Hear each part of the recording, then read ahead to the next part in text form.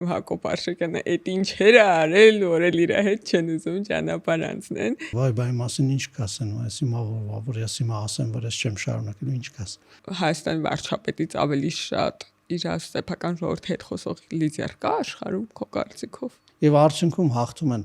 առաջադեմները, ազատները, վախից եւ ատելությունից զերծ հասարակությունները եւ անձինք։ Մենք տեսնում ենք եկեղեցական շորերով մարդիկ, ովքեր անից հասկանում եք դա ինչ է։ Կարող է օրինակ նստած լինես, մեկի հետ խոսես ու չիմանաս օրինակ իր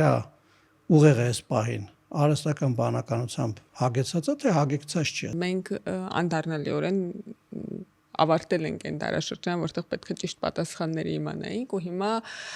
հասել ենք մի հատ աշխարհի, որտեղ պետք է ճիշտ հարցեր տանք։ Մարդիկ ուղևորվելու են առանց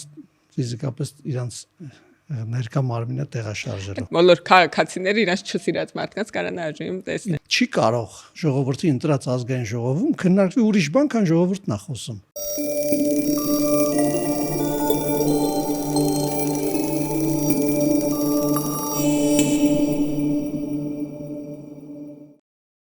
Բարեկամներ, մենք շարունակում ենք մեր քննարկումները 4-րդ հանրապետության հետ եւ այսօրվա իմ զրուցակիցը Հայաստանի Հանրապետության ազգային ժողովի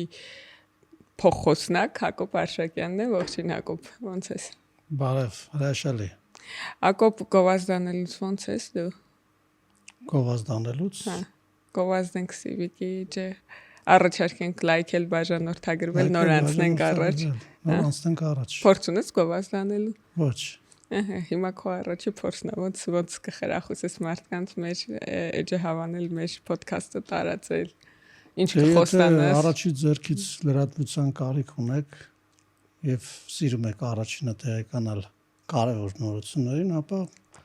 անհրաժեշտ է բաժանորդագրվել։ Շնորհակալություն, ես վստահ եմ Civic-ի անձնակազմը քեզնից շատ շնորհակալ կլինի։ Նախ նորից են հարցնամ, ոնց ես։ Հրաշալի։ Գիտես չէ, որ վերջի օրերին նույնիսկ շաբաթներին մամուլի գլխագրերից չես իջնում, բայց մինչև այդ թեմային անցնելը ուզում եմ, որ դու փորձես նկարագրել, թե ինչ զգացողություններ ես ունեմ կամ ինչ ասոցիացիաներ ես ունեմ, երբ որ 4-րդ հանրապետություն բառակապակցությունն ես լսում։ 4-րդ հանրապետություն, որ լսում եմ, առաջին հերթին երևի ինքնա ճանաչում, ինքնա հայեցում, ինքդ քեզ ինչ որ բաների առաջ պատասխանատվության տանելու այդ զգացողությունն եմ ունենում, որովհետև իմ կարծիքով այսինքն ես սխալի ու ճիշտի մասին չի էլի հարցը նա մասնա որ ինչ որ շրջափուլեր կան մարդկանց կյանքում, շրջափուլեր կան համակարգերի կյանքում, շրջափուլեր կան նաև պետությունների կյանքում, ժողովուրդների կյանքում էլ, այսինքն ինչ որ մի բանի գիտակցումը, չեմ ուզում կոպիտ բառերով ասել, ուրիշ բառերով եմ ընդհանրապես հարուրիայում ասում, գիտակցումը վերում է նրան, որ դու նոր շրջափուլի մեջ ես մտնում, ասենք դա նման է ոնց որ երբ որ մարդը օրինակ դպրոցը ավարտում է եւ պիտի գնա համալսարան, ասենք ինչ որ մի բան ավարտվում է իր մոտ եւ ինչ որ բայց դա բան չի, մահ չի, էլի, ոնց որ ուղի իմաստով դա այդ շրջափուլի եւ այդ շրջափուլը եթե չավարտվի դու տենց կմնաս դպրոցական, այսինքն տենց մարդիկ կան, տենց համակարգեր կան, չէ, տենց որ նայում ես, մտածում ես մարդը 8-րդ դասանից չի մեծացել, տենց մնացել է։ Ինչու, որովհետև դժվար է այդ շրջափուլերից ցածկեր կատարել, այսինքն ինքը ցածկ է, ինքը մեկը մյուսի ոնց որ տրամաբանական շարունակությունը չի, մեկը պետք է ավարտվի, այն մյուսը սկսվի։ Եվ այդ շրջափուլում ովքեր որ կարողանում են արդյունավետ ցածկ կատարել, նրանք ամենահաջողակն են լինում։ Մեր պետությունն է այդ ձևի։ Գիտես ինչ է սկզբում ոնց 4-րդ հանրապետության թեման կապում քո այս վերջի շրջանի քո մասին լրատվության հետ, որովհետև մեր պրակտիկաներում, քաղաքական պրակտիկաներում չկա այդպես ընկալում, որ մարդը կարա քաղաքականությամբ զբաղվի, հետո մի օր որոշի, որ ինքը չնայած նրան որ իրանք իշխանություն են չեն պարտվել ընտրություններով բան չեն արել, որոշվում է որ ուրիշ բանով կարա զբաղվի, այդ մանավանդ եթե կոպես բարձրաստիճան պաշտոնյա եղել իր բանի քաղաքական կարիերայի ընթացքում նախարար, փոխոսնակ եւ այլն, այդպես մարդը որոշել է որ ինքը ուրիշ բանով կուզենա զբաղվի եւ դրա շուրջ կոնսպիրացիաներ են շատ հուսում, ես չգիտեմ դու կարդում ես թե չէ կամ լսում ես թե չէ, որ չգիտեմ Հակոբ Արշակյանը այդ ինչեր է արել, որ էլ իր հետ չեն ուզում ճանապարհ անցնեն, այդ ինչեր է արել։ Իրականությունն է նա որ գիտեք երկու հատ բան կա, որ տենց ես իմ զգացողությամբ որ մարդկանց առաջ մղելուն խանգարում են, դրանց ամենակարևորը վախն է, այսինքն վախը։ Ես շատ մարդկանց հետ եմ աշխատել, ովքեր աշխատանքից դուրս են եկել։ Մեծ ես եմ ստիպված եղել չշարունակել։ Ես եմ մի քանի շրջափուլում իմ աշխատանքից դուրս եկել։ Ընդ որում որևէ դեպքում չի եղել անհաջողության արդյունք։ Բոլոր դեպքերում էլ հաջողության արդյունք։ Այսինքն ես չեմ համարում, որ պետքա մարդը անհաջողության պատճառով աշխատանքից դուրս։ Հակառակը ինքը պետքա այն որ ասացի, այսինքն մարդը անհաջողությունից չի դպրոցը ավարտում գնում համալսարան, ինքը հաջողությունից է դպրոցը ավարտում։ Հաջողություն լինես չէր ավարտի։ Իհարկե։ Կմնար 8-րդ դասանում։ Հակառակը մնալն է, հոգեբանորեն մնալն է դա անհաջողություն, բայց այս բանի մասին չեմ ասում, այսինքն նույն քաղաքականության մեջ էլ էլի շրջափուլեր կան, էլ նշ որ քաղաքականությունը ինչ որ ժամանակ անպայման թարգես եւ զբաղվես ուրիշ բանով։ Մասնագիտական հարց է։ Իմ օրինակ իմ մասնագիտությունը ձեռներեցությունն է, ինժեներությունն է, բիզնեսն է, ես տասնյակ ընկերությունների սկզբի հետ կապ ունեմ, ուղիղ համակարգերի սկզբի հետ կապ ունեմ, այդ թվում նաև պետական աշխատանքի մեջ, այսինքն եւ ես համարում եմ, որ այդ վախերը մարդկանց տրկացնում են, էլի, այսինքն աշխատանք կորցնելով, վայ, բայ մասին ինչ կասեն, այս հիմա որ ես հիմա ասեմ, որ ես չեմ շարունակելու, ինչ կաս։ Ինձ անկեղծ ասեմ, տենց հայտնի բաներից որ տենց վերնագրերից են, որ ուրեմն վարչապետի հետ հարաբերությունները լավ չեն։ Նիկոլ Փաշինյանը էլ չի ուզում Հակոբ Արշակյանի հետ ճանապարհ անցնել։ Տարբեր բաներ են գրում, բայց ինձ ճանաչող մարդիկ գիտեն, որ ես նախ անձնական հարաբերությունների վրա չեմ կառուցում։ Ամենայն դեպս դրանք օգտակար են իհարկե հրաշալի է ունենալ անձնական լավ հարաբերություններ, բայց դրա վրա չի կառուցվում պետական աշխատանքները եւ դրանց խզման պատճառով չի կարող փլուզվել, իհարկե պետք է արձանագրել, որ ես հրաշալի հարաբերություններ ունեմ վարչապետ Նիկոլ Փաշինյանի հետ եւ շատ երկար տարիներ, դեռ 2007 թվականից մենք իրար ճանաչում ենք, մեր ընտանիքներն են իրար ճանաչում, այսինքն որևէ այդտեղ բան չկա, բայց նաեւ ինձ ավելի շատ զարմացնում է մարդկանց արձագանքները, էլի այդ։ Այդ մարդկանց տրամաբանջներն է, որ ոնց կարա մարդը լինի փոխոցնակ եւ չուզենա լինել խոսնակ, օրինակ հաջորդ գումարը։ Այդ լավ հարց է, իրական դա շատ բնական հարց է, այո, այսինքն ինչու այդպիսի բան կարա տեղի ունենա, եթե դու քեզ քաղաքականության մեջի մարդ չես համարում, այսինքն օրինակ իմ կարիք ունեցել այն պետությունը, ես զբաղվել եմ պետական աշխատանքով։ Ես հիմա զգում եմ, որ կարիք ունի իմ պետությունը, որ զբաղվում ձեռներեցությամբ եւ ես էլ դրա կարիք ունեմ։ Սա իմ համար նոր շրջափուլ է։ Եթե մանրամասնելու լինեմ, կարող եմ ասել, որ մենք Հայաստանում տնտեսական հեղափոխության կարիք ունենք։ Այո, մենք այդ կարիքը ունենք, մենք դրա մասին խոսել ենք։ Ես համարում եմ, որ մենք դրա շատ մեծ շանսերներ ունենք, հաշվի առնելով այն քաղաքական փոփոխությունները, որոնք մեր շուրջը եւ մեզանում տեղի են ունենում, բայց նաև պետք է հաշվի առնել, որ դրա համար անհրաժեշտ է մեծ ձեռներեցական բան, այսինքն կարողություններ Հայաստանում։ Օրինակ ես հիմա դասավանդում եմ երկու համալսարաններում եւ իմ դասավանդման առարկան հենց ռազմավարական պլանավորում, մրցակցային առավելություն, ինչպես ընդհանրապես գնահատել դու որտեղ կարող ես ունենալ շատ մեծ հաջողություններ, որտեղ ավելի շատ ռազմավարական առումով պլանավորես եւ ինչպես է ցածկերը նախապատրաստես, սա իհարկե նաև իմ փորձառությունից է գալիս նախկին կյանքի, այսինքն միջև պետական պաշտոններ զբաղեցնել, նաև պետական պաշտոնյա լինելու կյանքի, որովհետեւ ենթադրում եմ, որ բոլորը նկատել են, որ մենք Հայաստանում առնվազն մի ամբողջ ոլորտում, 1-2 նույնիսկ ոլորտներում ունեցել ենք մեծ թռիչքներ։ Դա մեկը ռազմարդյունաբերությունն է, մեկը բարձր տեխնոլոգիաները, նաև ճանապարհաշինության ոլորտում ենք մեծ թռիչքներ ունեցել։ կա հաշվի առնել, որ ես սկզբում օրինակ տրանսպորտի նախարար եմ եղել, հետո հայ-տեքի նախարար եմ եղել եւ ես ուղիղ առնչություն ունեցել ես բոլոր թռիչքների հետ եւ դա գալիս է նաեւ փորձառություն ավելացնում նրան ինչ որ հիմա փորձելու եմ արդեն ոչ պետական աշխատանքում անել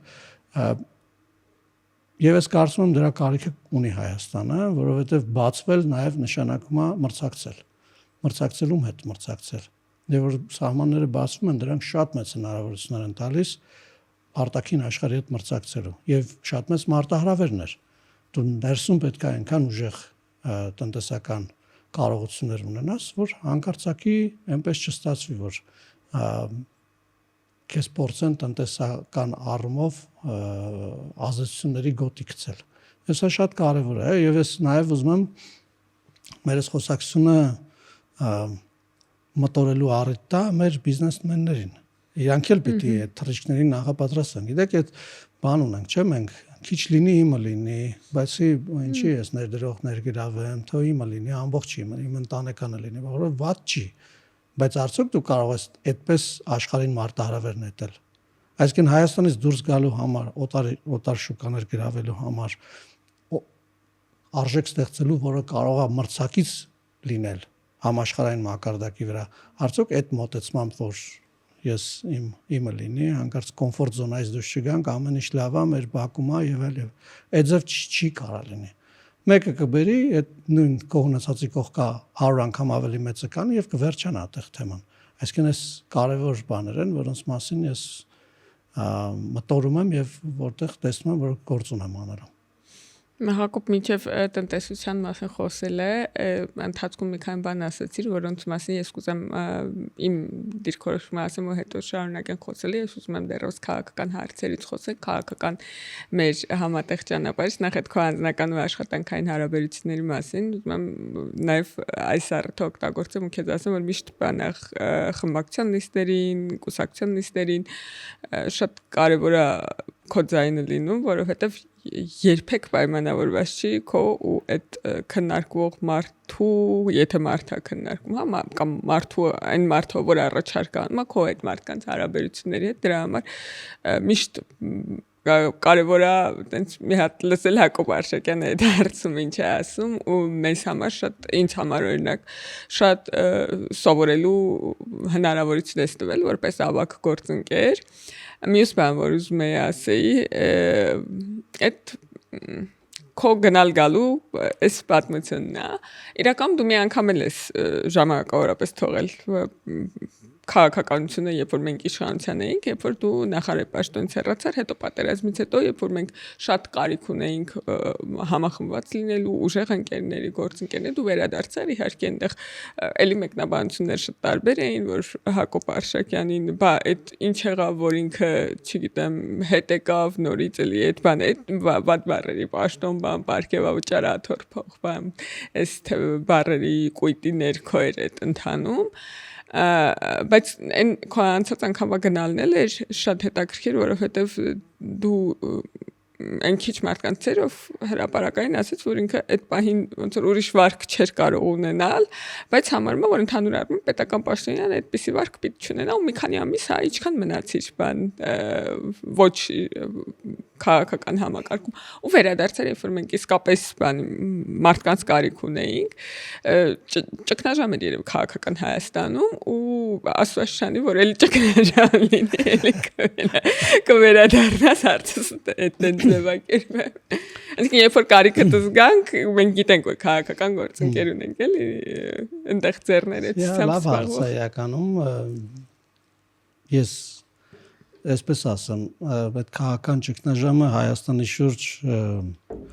Հայաստանի շուրջ այնպիսի մասշտաբներ ուներ, որ յուրաքանչյուր ոգում, որ դու կանչում ես շարքեր, պետք է ինքը գար շարքեր, եթե ինքը տեսնում էր այդ պատկերը։ Այսպես ասեմ, ես երբ որ դուրս եկա, հետո իմ հետ գալի իհարկե գործընկերների հետ քննարկումների արդյունք էր, որովհետև այդ պատկերը, որը տեսնելը ինքը պետք է խոսազոր այդ պատկերը տեսնել, ինքը բան չի, տենց ուղղակի լրատվության դաշտում կարող է երևում, բայց ամբողջական չի երևում։ Թե ինչի կարող է հանգեցնել, եթե այդ պահին շարքերը նոսրանան։ Այո, կարծում եմ, որ նման իրավիճակ եթե լիներ, այսինքն ես երբեք չեմ փոշմանում իմ արասների համար, որովհետև նաև համարում եմ, որ ես չեմ այդ որոշումների կենտրոնում, էլի։ Ես միշտ փորձում եմ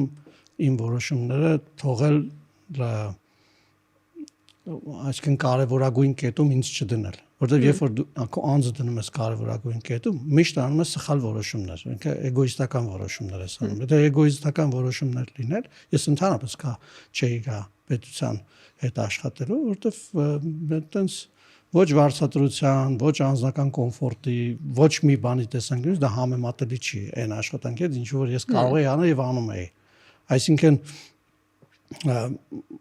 միշտ պետքա դու նայես թե ընդհանրապես քո աշխատանքը ումա պետք, ում համար արժեք ստեղծում, պետության համար արդյոք ավելի օգտակար է դու այնտեղ լինես թե այստեղ։ Ես միշտ դրանից եմ փորձում ելնել եւ այդ ժամանակ եմ դրանից ելել, իդեպ հիմա եմ դրանից ելնում, որովհետեւ խնդիրը այն չի, որ ես կարող եմ ասենք շարունակել լինել ԱԺ-ի փոխխոսնակ կամ չգիտեմ, որևէ պաշտոն զբաղեցնել կամ եւ այլն։ Խնդիրն է թե արդյոք ես այդտեղ եմ ավելի օգտակար զգում հիմա ինձ, թե ավելի օգտակար եմ զգում հիմա ինձ ոչ պետական ոլորտում եւ հիմա իմ որոշումը նույնպես դրանով է պայմանավորված։ Այլ ոչ թե այլ ինչ որ կոմֆորտ զոնայի գնալու կամ ինչ որ որևէ այլ ինչ որ մեկնաբանություն լինի, էլի։ Դրա մասին չի խոսքը։ Իդեպ այդ շատ հետաքրքիր քաղաքական մշակույթ է, որ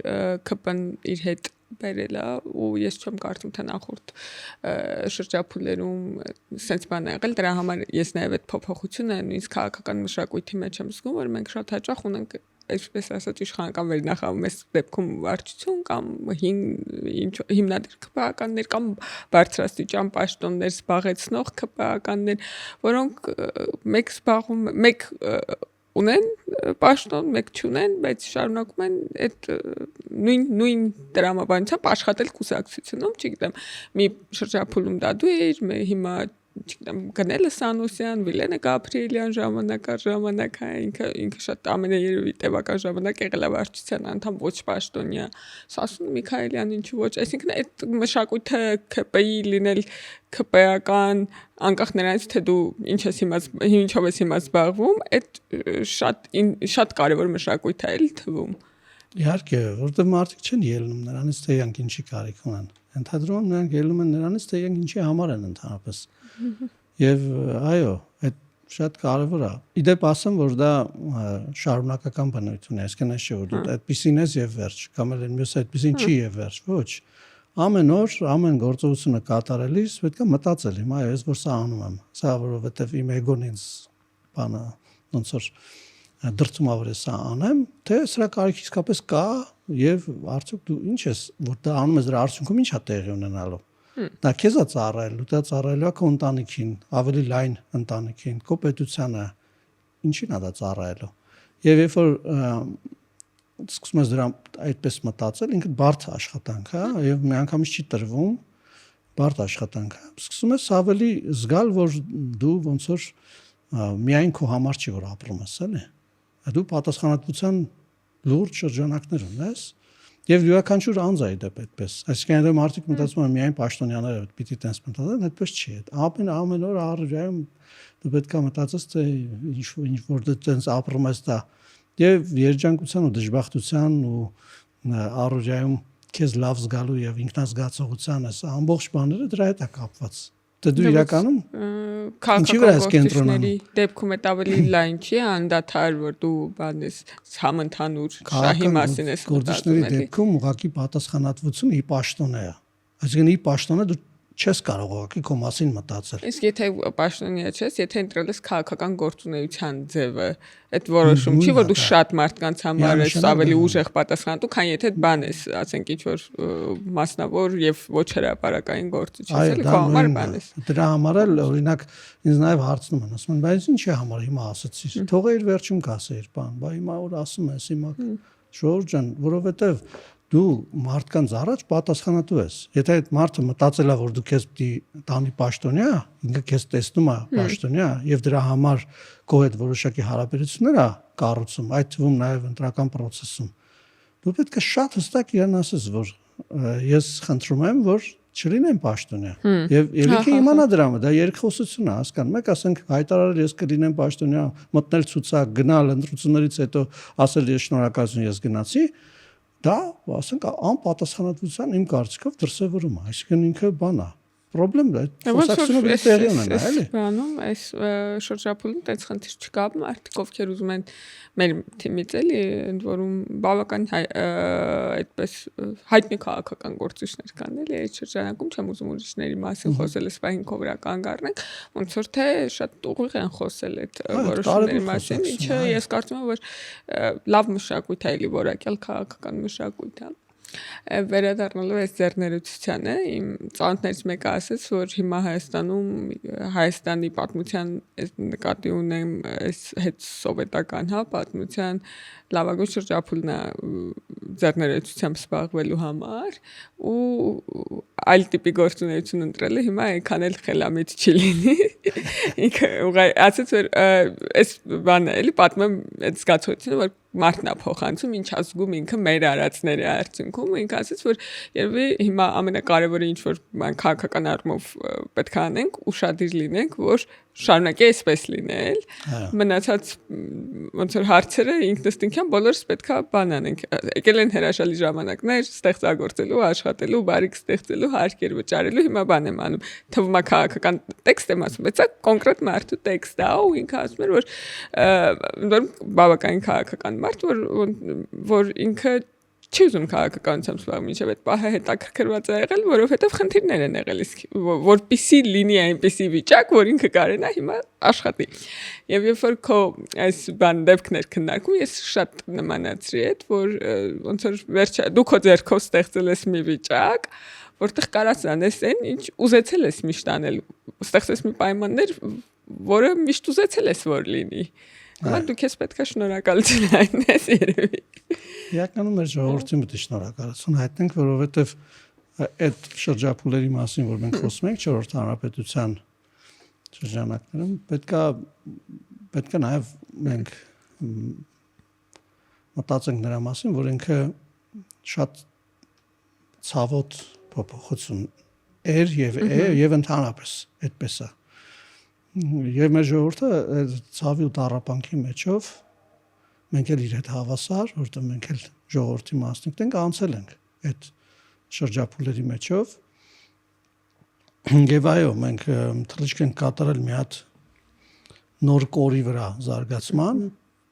որտեղ բոլորս իրար հետ տասնյակ անգամ ավելի մեծ հնարավորություններ ենք ստանում։ Սա պետք է զուգորդել որակյալ կրթություն ստանալու, այդ տրված հնարավորությունները օգտագործելու։ Ամենք հաճախ ասենք բան ենք անում։ Լսում ենք արհեստական բանականության մասին, չէ՞։ Արհեստական բանականությունը հաջորդ աշխարհակարգի հիմքն է լինելու։ Այսինքն եթե իմ խոսքերի մեջ դուք չափազանցություն եք նկատում, ձեզ ուզում եմ ասեմ, որ ես դեռ մեղմ բառեր եմ օգտագործում։ Այսինքն երկրների սուվերենությունը, ինքնիշխանությունը, ժողովուրդների հետադիմական կամ առաջադիմական լինելը, նոր տեսակի կրթություն ստանալու, նոր առողջապահության, նոր սոցիալական համակարգի, նոր կառավարման համակարգի ամեն ինչի հիմքերի հիմքը լինելու է արհեստական բանականությունը։ Արդյոք մենք օրինակ բավարար չափով գիտելիքներ ունենք դրա մասին, կամ արդյոք մենք համաշխարհային այդ ամբողջ արժեշղթայի մեջ, որը ստեղծվում է, մեր դերը գիտակցում ենք եւ անում ենք։ Սրանք բաներ են, որոնք որ այդ հաջորդ շրջափուլում մեզ հանդիպելու են ճանապարհին։ Իսկ քաղաքական առումով 4-րդ հանրապետությունը իմ կարծիքով մեր ժողովուրդը արդեն ապրում է այդ առօրյայով։ Դա ատելության հաղթահարումն է առաջին հերթին, որովհետև ատելություն նշանակում է ունենալ ատելություն ներսում, նշանակում է լինել ստրուկ։ Իմ համար դա բան է, հավասարման նշաններ են։ Ինչու՞, որովհետև եթե դու որևէ մեկին անձի, ժողովրդի, լեզվի, ինչ որ մի բան, եթե դու ատելություն ունես քո մեջ, հարևանի, դա նշանակում է, որ դու կառավարելի ես ամենաբարձր մակարդակի, այսինքն նրանք, ովքեր որ ցանկանում են քեզ կառավարեն, օգտագործելու են քո այդ ատելությունը եւ քեզ սարքելու են կառավարելի։ ոնց որ տեղի ունենում, այսինքն մենք միակը չենք աշխարհի վրա։ Դուք կարող եք նայել ցանկացած տարածաշրջան, հետևել այդ տեղի հակամարտությունների եւ տեսնել, որ դա դրա հիմքերի հիմքը ատելությունն է։ Հետո գնալ տեսնել, թե ովքեր են այդ ատելությունը հրահրել, սերմանել, ոնց է դա տեղի ունեցել, ով առաջինը կրակեց, ով առաջինը պաշտպանվեց, ով առաջինը հայհոյեց։ Բայց դրանք արդեն էական չեն։ Էականը իրականում գետնի վրա ստեղծած իրավիճակն է։ Իմ կարծիքով մեր ժողովուրդը հրաշալի կարողանում է հաղթահարել եւ ազատվել։ Այդ բոլոր բեռերից ինչը որ իր ուսերին երկար ժամանակ կրել է։ Ընդունում շատ արագ։ Եւ շատ արագ, որովհետեւ գիտեք ողջամիտ հասարակություն ունենք մենք, դրանից է։ Այսինքն մարդիկ հետո մի հատ էլ հարց կա, երբ որ դու շատ երկար ժամանակ այդ տառապանքի ցավի մեջ ես անցնում, դասեր ես քաղում դրանից։ Դու դասեր ես քաղում դրանից, ավելի իմաստուն ես դառնում։ Բան չի, պատահական չի, երբ որ ասում են մարդիկ շատ երկար ժամանակ քիչ սուղ պայմաններում ապրելով ավելի բան են դառնում, ավելի հաղթահարող են դառնում ցավն ու տառապանքը եւ նեղությունները եւ ավելի ստեղծագործ են դառնում, ավելի արագ ընտելացող են դառնում եւ դա ինձ թվում է մեր ժողովրդին էլ է վերաբերում, այսինքն մենք կարողացանք։ Հետո մի բան էլ ասեմ, կարող եմ մի քիչ բան հնչի, տեխնոլոգիական առաջընթացը մեզ օգնեց այդ հարցում։ Եթե օրինակ 20 տարի առաջ մեկին մի բան ասելու համար պետք է վերցներ լարային հեռախոսազանգեր շփվեիր, այսօր ուղղակի ժամանակը կրճատվել է, ասենք, եւ միլիոններն են դրա մասին իմանում։ Տարածությունը, ժամանակը, մարդիկ բոլորը սմարթֆոններ ունեն, այսօր դժվար է մոլորեսնելը որևէ հասարակության։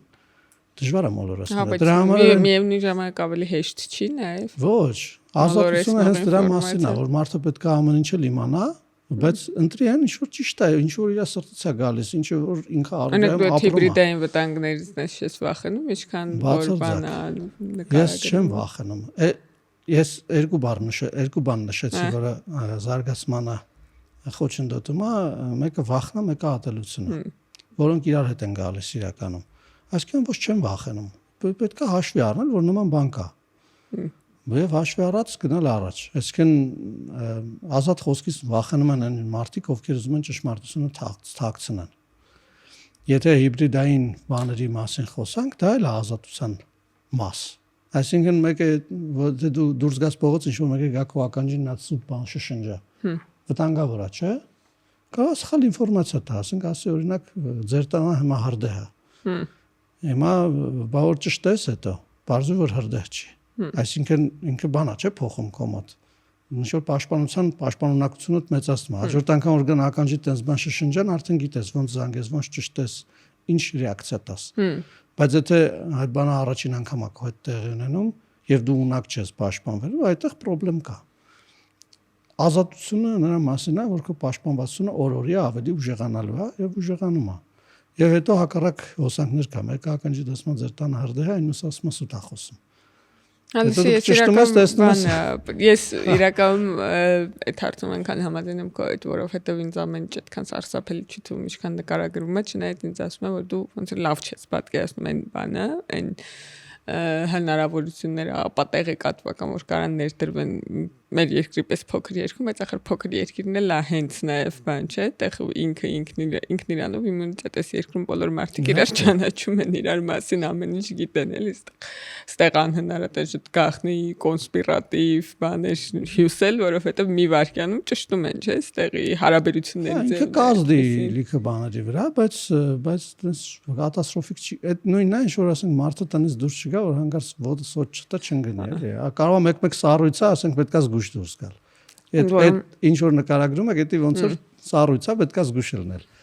Հետո կկարողանաս այդ սառույցը վերացնես, այսինքն հենց անես որ ավելի պաշտպանված լինես, պրևենտիվ լինես, իմանաս մոտավորապես որ հեսա այսպես բանա լինելու, նախապատրաստես հասարակությանը, բանը, այսինքն հեսա ձյունա գալու բանը, աղնու բանը, ավադողերը փոխես, իհարկե,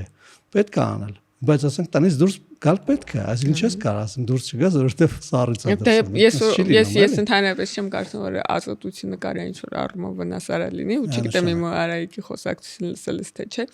Ես ասում եմ, որ այն խոսքի ազատությունը, որ Հայաստանին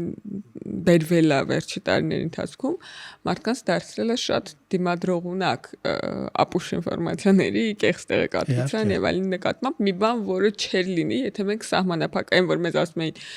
մեր կողմնակիցները, աջակիցները ասում են, սրա բերանփակեք, ուղղակի մենք իրանց թողեցինք, օրինակ միջև վերջ խոսեն ու ամեն ինչ այնքան ակնհայտ է Հայաստանում, ինձ իհարկե մեղադրում են արխային լինել մեջ, բայց ես տենց ուրախ եմ էլի, որ այդ դառումով տենց համախոհություն կա, որ ինչքան շատ թողնես խոսեն մարդիկ, ու դու էլ խոսի։ Հիմա իրականում ես նորը մտածում եմ, որ օրինակ Հայաստանի վարչապետից ավելի շատ իր սեփական ժողովրդի հետ խոսող լիդեր կա աշխարհում, քո կարծիքով։ Որ օրը 10 անգամ պետք լինի, կարա լայվը միացնի, բան պատմի։ Այսինքն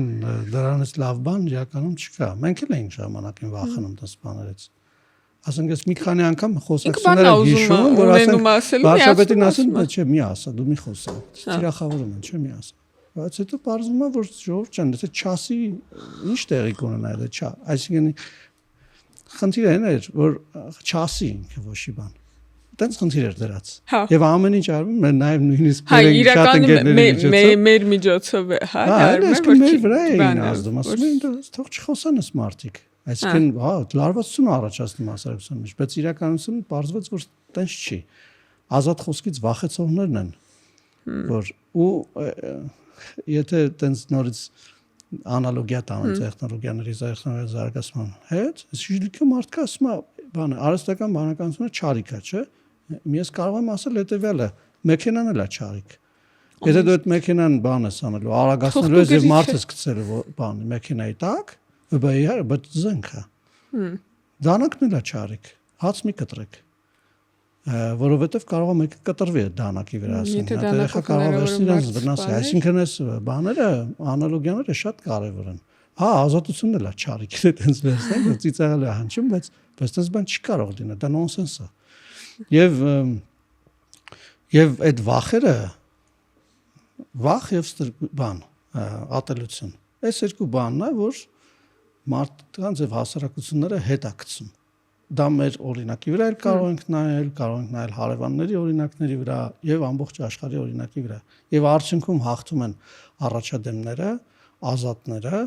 վախից եւ ատելությունից զերծ հասարակությունները եւ անձինք։ Եթե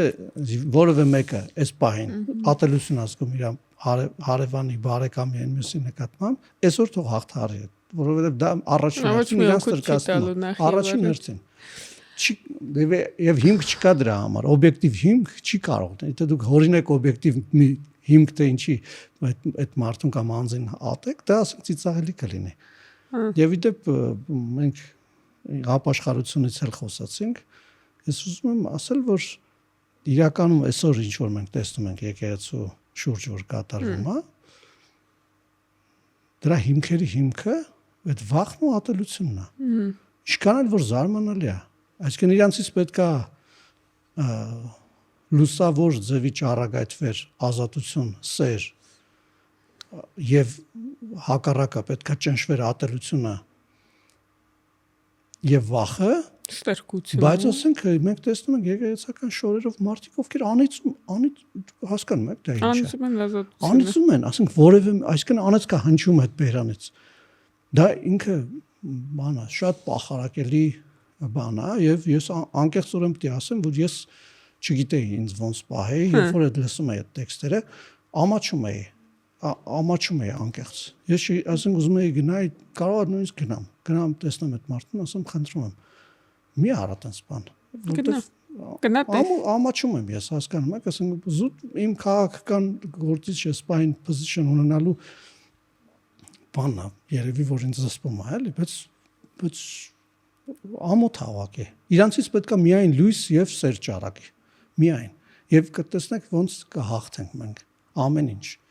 Մենք իրական հիմա այնքան վատա ամեն ինչ ու իրար մասին այդ, չգիտեմ,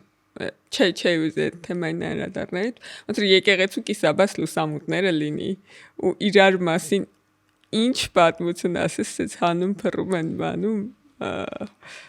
հանրային ու կեսը չգիտեմ կարող է սուտա կեսը ճիշտ է բայց ես օրինակ շատ վատ եմ զգում այդ բանը ճղճին պատմություններ լսել ես նաև այդ մեր այդ խոսակցության բանի մեջ եթե պրիզմայի մեջ նայենք դա էլ է հաղթահարվելու անհնար որ չհաղթահարել որտեղ մեր ժողովուրդը որ այսքան բան հաղթահարել է դա էլ է հաղթահարվելու ուղղակի էլի ցավոտ շրջան է մարդիկ պետք է ապաշխարեն պետք է կանգնեն հայլու առաջ ասեն մենք ինչի համար ենք մենք ինքներս մեր համար ենք թե մենք նրա համար ենք որ առաջնորդ ենք այս ժողովրդին մենք ինչի համար կան լուսավոր մարդիկ նաև որոնք այո անում են բոլոր շարքերում այդ թվում եւ միանշանակ չէ ես իհարկե բոլորի մասին չի խոսում բայց այն ինչ որ հիմա կատարվում է իրականում չգիտեմ ոնց որ կարող է ինչ-որ մարդիկ երևակայում են այդ հոգևորականներին իշխանական կամ ընդդիմադիր, բայց ասենք այս թիմը իշխանական հոգևորականների եւ ընդդիմադիր հոգևորականների թիմը, բայց ընդհանուր առմամբ իրանք իր եկեղեցու մասին է, չէ՞, այդ իր հոգևորականների մասին է, սրանք այս կողմից, նրանք այն կողմից, մեկը մի քիչ ավելի պարկեշտ, մյուսը մի քիչ ավելի զուսպ, մեկը մի քիչ ավելի բան տհաճ ձևով, բայց իրանք իրար պատմություններ են պատմում եկեղեցու մեջի պատմություններ են պատմում ուտեղ ընդհանրապես կապ չունի իշխանական են ընդդիմադիր են ինչ են ամեն դեպքում բան է երբեմն զարհուրելի է լսելի առողջ ուժերը միանշանակ այդ լուսավոր մարդիկ որոնք գիտեն թե դա ոնց անել իրենք այդպես են ապրում ես համոզված եմ որ մենք կարողանալու ենք այդ ամեն ինչը հաղթահարենք համոզված եմ որ կեսքն այլ ճանապարհ չկա եւ ինքը ներսից այդ ամբողջ process-ը ինքնամաքրման գնալու է գնում արդեն ավելի է ծավալվելու կգնա կստացվի որտեղ ժողովուրդը եթե կարողացել է այս ամեն ինչը հաղթահարի ասենք դա էլ կհաղթահարի դա էլ է ժողովրդի հարցը մեր հարցն է լայն ասել շատ դիմադրողունակ է հայ ժողովուրդը եւ հետեւաբար բաբանը իր այդ հազարամյա պատմություն ցույց է տալիս որ այս իր համար այդպես լուրջ մարտահրավեր չի ինքը կհաղթահարի նաեւ սա այս արհեստական բանականությունից երբ որ խոսում ես քեզ ուզում եմ մի հատ բան պատմեմ մի քանի օր առաջ եւ մի երկու շաբաթ առաջ մի հարցազրույցում ինձ ոնց որ հարց են տվել արհեստական լիքը ուրիշ բաներից ենք խոսել բայց արհեստական բանականության մասին հարց տվեցին այս դրական վերաբերմունք ունեմ նրա նկատմամբ ու իր բոլոր մոդելների մասին այս բանը ոգևորված քննարկում սկսեցի իրական մարդիկ որ հարցնում են միշտ տենց ինչ որ վախվորած ռիսկերը բանը մանիպուլյացիաները չգիտեմ մարդկանց մտածելուն խոչընդոտելը եւ այլն կամ մարդկանց փոխարեն մտածելը սենց հարցեր են տալիս ես սենց մի ձևակերպեցի ասի որքան գիտելիքը հեշտ եւ արագ ու շատ մարդու հասանելի լինի այնքան մարդկության համար ավելի օգտակար կլինի ոնց որ օրինակ տպագրության գյուտը այդ ազնվականների եւ հոգեվորականների մոնոպոլիայից գիտելիքը դարձրեց սովորական ժողովրդի մոնոպոլիա հիմա էլ ոնց որ արհեստական բանականությունը արագացնում է գիտելիքին հասանելիություն եւ դա միայն լավ է ու այդ կապակցությամբ այդ հաղորդումից լիքը ուրիշ բաներից եմ խոսել այդ կապակցությամբ ամենաշատ արձագանքներն եմ ստացել ինձ գրում են եւ վիճարկում որ դա նույնքան բան է էլի օգտակար է որքան չգիտեմ օրինակ ես այնտեղ Google Translate-ի օրինակն եմ բերում ասում եմ ինչքան լավ է չէ որ ասենք մի հատ գործիք կա որ դու արագ թարգմանում ես չես գնում գործ բան գրադարանները փնտրում բառարաններում եւ այլն այ կամ փորձում հիշել այդ ամբողջ ինֆորմացիան եւ քո գործը արագանում է Հիմա ոնց որ սրա շուտ բանավեճ եմ զգում ես օթի մեջ ես կուզեի քո կարծիքը լսել այս թեմայի մասին Կա ամենա տենց կյանքին մոտ օրինակը դա օրինակ ատոմային ռումբի օրինակն է ասենք որ ատոմային ռումբը բարձր ատոմային ռեակցիայի հետ կապ ունի ատոմային ռեակցիայի արդյունքում մենք այսօր այստեղ նստած ենք եւ լույս ունենք եւ այդ լույսի էլեկտրաէներգիայի պատճառով մարդիկ իրանց կենցաղային պայմաններն են լավացրել, երեխաները կարող են դպրոց հաճախել, տենց կարող են անվերջ թվարկել, սմարթֆոնները կարող են լիցք ունենալ, մեքենաները կարող են վարել, որոնք որ ներքինայերման շարժիչով չեն օրինակ։ Բայց նաև կա ատոմային ռումբ։ Հիմա դիլեման հետևյալն է, ատոմային ռեակցիան հայտնաբերվեր թե չհայտնաբերվեր ֆիզիկոսների կողմից։ Արհեստական բանականությունը նույնիսկ կարող է ավելի մեծ մարտահրավերների առջև կանգնեցնի մարդկությանը։ Այդպես օրինակներ բերեմ, վախենալու օրինակներ բերեմ, էլ այսինքն կարող է օրինակ նստած լինես, մեկի հետ խոսես ու չիմանաս օրինակ իր ուղեղը էս պահին արհեստական բանականությամբ հագեցած է թե հագեցած չի, ասենք մի հատ ինչ-որ մի սարք կա գլխին դրած թե չէ, կամ աչքերին, կամ ականջին, կամ ատամի մեջ։ Օրինակ ու երբ որ դու խոսում ես, օրինակ ինքը քո մասին behavioral analysis տալիս է, ասենք այս մարդը հուզված է, վախեցած է, ինքը ասենք 3 sense բաներ է մանակ է Facebook-ում կարող է ինքը sense խնդիր ունի եւ այլ։ Այսինքն ինքը դիմացի նստած է քո մասին ունի այդ ուժը, թե չունի։ Քո մասին ասենք ամբողջական պատկերը մի վայրկյանում կարող է ստանա, թե չէ։ Կամ այդ բանին ինքը կարող է ասենք օրինակ իրական ժամանակում քո լեզուն թարգմանի ասենք իր լեզվի օրինակ ու նման բաներ շատ հնարավոր է որ մոտ ապագայում լինեն օրինակ ասենք Ամերիկայի Միացյալ Նահանգներում եթե չեմ սխալվում ուսամ որ չեմ սխալվում բժշկական նպատակներով այդ Neuralink բանկա Elon Musk-ի նոր ստարտափն է որը բանը ուղեղի մեջ ներդնելու թույլտվություն ունեն արդեն բժշկական նպատակն եթե մեկը հիվանդություն ունի իծանա կամ ձեռքբերող խնդիր ունի, այսինքն իր գլխի մեջ կարողանում են տեղադրել neural link, որը կարողանում է ուղեղի հետ աշխատի եւ այդ խնդիրները փորձի վերացնել, այսինքն ինքը ոչ միայն կարդում է, այլ նաեւ ազդում է, ներազդում է։ Առաջ միայն կարդում էր, հասկանում էր ինչ ձևի է ուղեղը աշխատում այդ նեյրոնային ցանցի եւ այլն։ Այս վախենալու բաներն եմ ասում։ Հիմա հաջորդը, երբ որ բանը մարդկությունը երբ որ Հենրի Ֆորդը հասանելի էր սարքում մեքենան եւ ձիգ շողները պետք է ասենք որտեն 2 ձիու գնով կարող էին մեքենա գնել այդ ժամանակ մարդիկ քարերով եւ փայտերով ծեծում էին մեքենաներին փողոցում նույն բանը տեղեր ունենում լվացքի մեքենայի գյուտի ժամանակ օրինակ ինչ էին ասում ավելի ավակ սերունդի մարդիկ եւ նաեւ նույնիսկ երիտասարդները ասում են սա մեր կանանց տրկացնելու համար է Ինչու, որովհետև ինքը կվերցնի հեսա լվացքը կանի, մեր կանայք էլ չեն, այն ժամանակ կներեք էլի, որ կանոնց եմ ասում, այն ժամանակ հասկանալի չէր, որ կարող է տղամարդն էլ դա աներ, բան, այս մեր կանայք այդ ձեռքերի աշխատանքը, բան, մեջքի բան, այդ չեն անելու, այդ ֆիզիկապես հյուծվելու են եւ թշնամին գալու է, բան, իրանք հյուծված են լինելու, իրանք գրավելու է եւ այլ, այսինքն ինքը հիվանդություններ է ձեռք բերելու, դրա համար ծեծեք էս լվացքի մեքենաներին։ Եվ քարերով, փայտերով նույնիսկ ջարդում են արդեն լվացքի մեքենաները։ Եվ ամեն ինովացիոն պերիոդում նման բան է տեղի ունեցել։ Նույնը տեղի ունենում 5G ժամանակ։ Հիշում եք, ստեղ մի երկու բլոգեր կային, մտնում էին ուղի, եթե այն ժամանակ կապի նախարար էին։ Բերել են ասում են ինչ որ մեկը ասում է, որ այս բանը ապարատները ջարդեք COVID-ի ժամանակ։ Ասում է, եւ ասում են, եթե հիմա մենք սրան լուրջ չվերաբերենք, մի հատ արդեն ջարդել են։ Հա։ Հայաստանում։ Ասում է, այս վիդեոն 400,000 դիտում ա ունեցել, ես մի 2 ժամ առաջ արել ես կինը։ Մի հատ կին էր։ Ասում է, դեպքում հայտարարություն տարածեք որ չի կարելի ներքին գործերի նախարարությունը այն ժամանակ ոստիկանությունը խնդրեք որ հետևեն։ Այսինքն արդեն զգացինք որ խնդրեմ է դա։ Հա դե բանը ձեզ ճիպավորում են եւ այլ գնացեք կոտրեք այդ։ Ամեն երևի իմ կյանքի ընթացքում ոչ այնքան երկարատև կյանքի ընթացքում մի 10 անգամ լսել եմ որ մեզ հեսա ճիպավորում են որովհետեւ ինչ որ նոր տեխնոլոգիա է հայտնել։ Որտես մեծ ալիքների մասին եմ ասում։ Վախնա, այդտեղ վախնա, չէ՞ խոսում։ Վախնա խոսում։ Եվ մեկ էլ ատելությունն է։ Հիմա այդ վախը հաղթահարելու ձևը գրագիտությունն է եւ երկրների եւ մարդկանց նայեք ժողովուրդ ջան իրականությունը այն է որ սա մեր ընտրությունն է արհեստական բանականությունը անկախ մեզանից լինելու է եւ զարգանալու է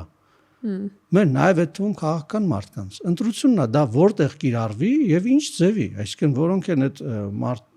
բանը human centric մարդկային բան բարոյական սկզբունքները որտեղ պետք է դա կիրառվի օրինակ կարելի է մեկին վերցնել իր ձայնով եւ իր դեմքով, ասենք տեքստեր հնչեցնել, որը իրականացնել է կանխել հնարավոր է քաղաքականությունները, ոնց որ գողությունը կարելի է կանխել։ Որտեղ այդ ի վերջո ինտերնետ չէ պետք է դրվի։ Եվ որ ինտերնետ դրվի, կեղծիքը բարձա չէ կհայտնաբերվի։ Կեղծիքը հայտնաբերելու սարքերը կան։ Իսկ ինչ որ մեկը եթե դնի պատասխանատվության ենթարկվի, դա չի տարածվի, չէ։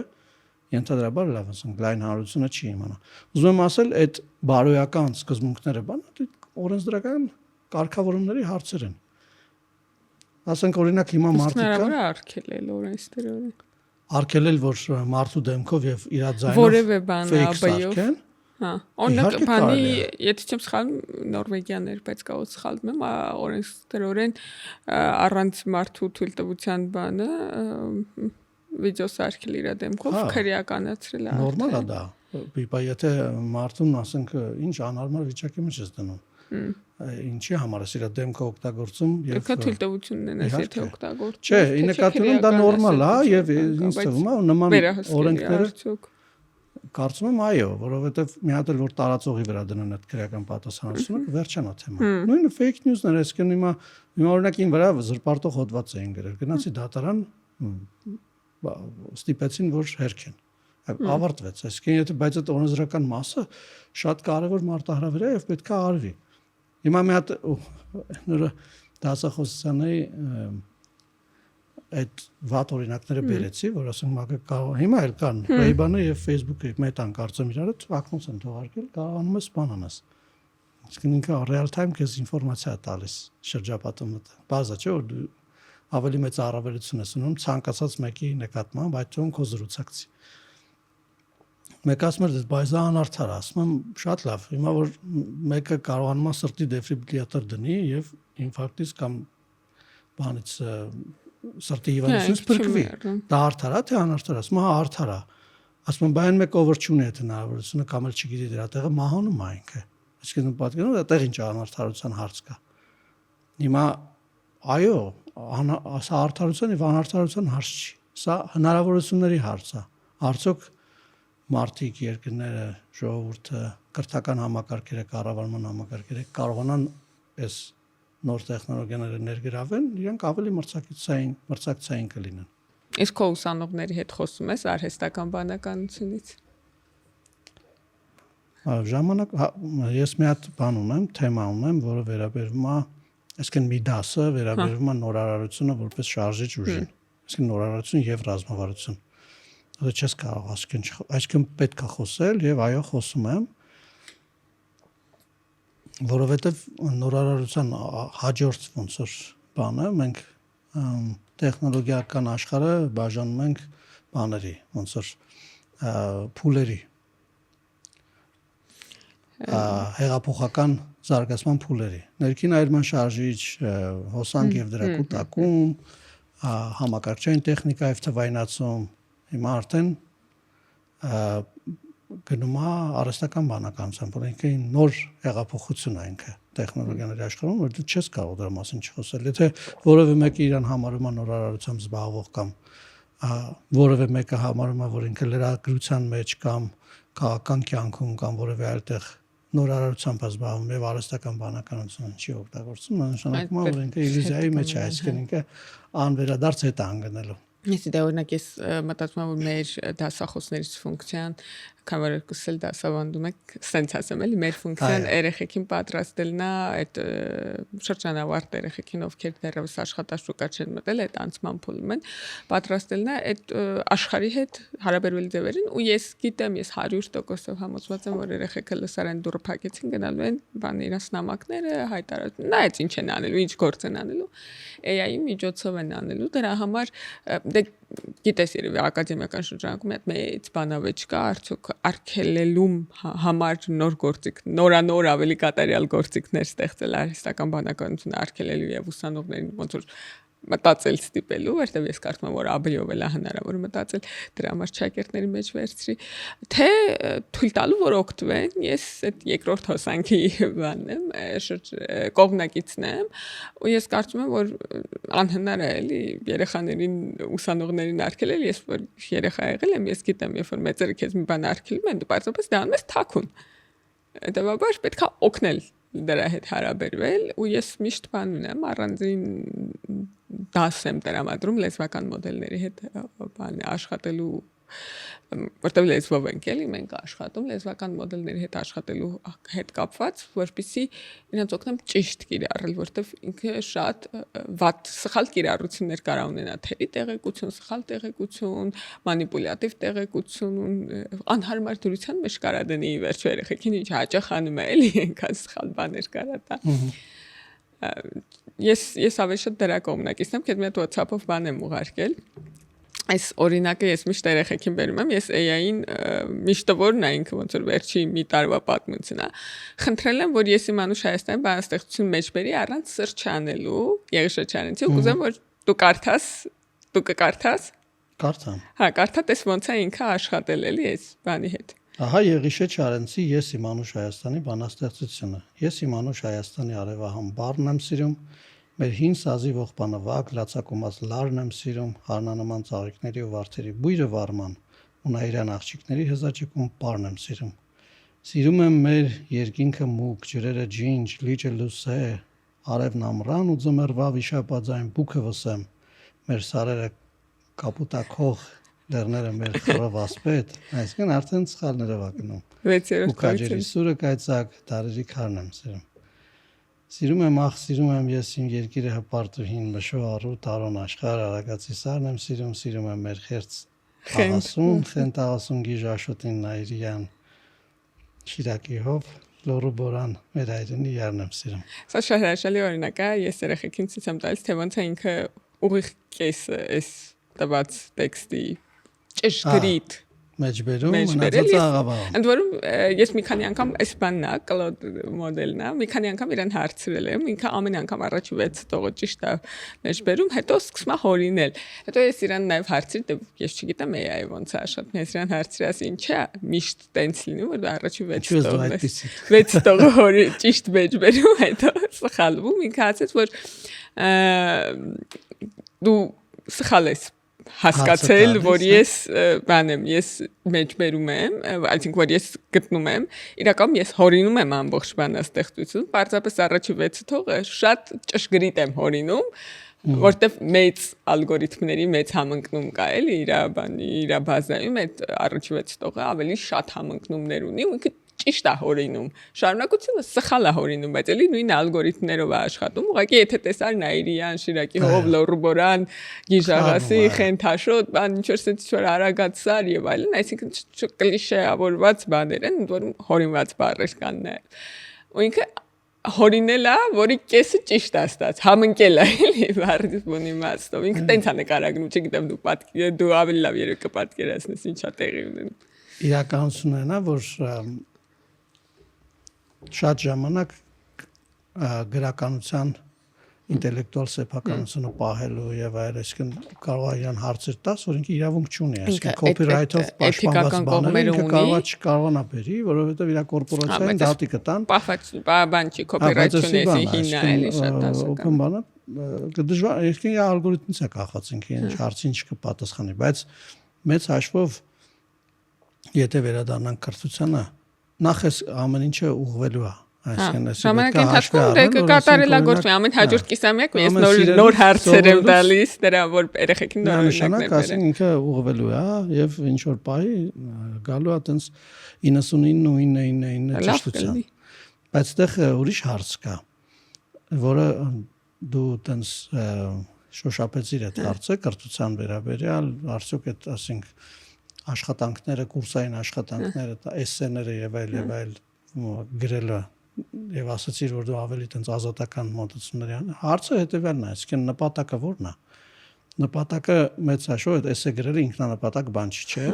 Այդ նպատակը նա, որ մարդը ստեղծագործի չէ։ Այսինքն պետքա ելնել դրանից։ Ոնց անել, որ մարդը այդ իր ստեղծագործ աշխատանքը կատարի։ Այսինքն կրթության գործը ո՞րն է։ Դա է, չէ, որ մարդուն սովորեցնել սովորել, մարդուն սովորեցնել լինել ստեղծագործ, ուղեղը մարզել։ Եվ ի վերջո դա էլ ինքնանպատակ չի, դա էլ իր նպատակները ունի։ Ես կարծում եմ, որ հիմա կրթական աշխարհը ընդհանրապես